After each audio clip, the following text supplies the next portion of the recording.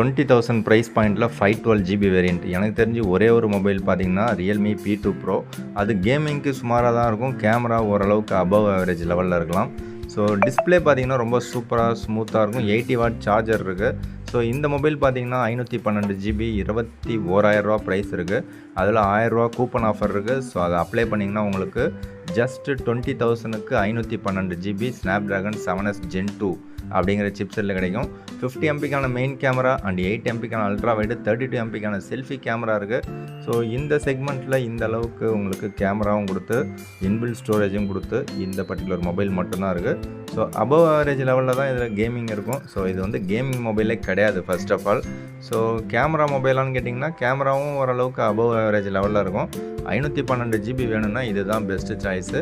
so இந்த விலையில் உங்களுக்கு தெரிஞ்சு ஏதாவது பெஸ்ட் டீல் கேமரா அண்ட் கேமிங்காக இருக்குது அப்படின்னா, அதுவும் 512 ஜிபின்னா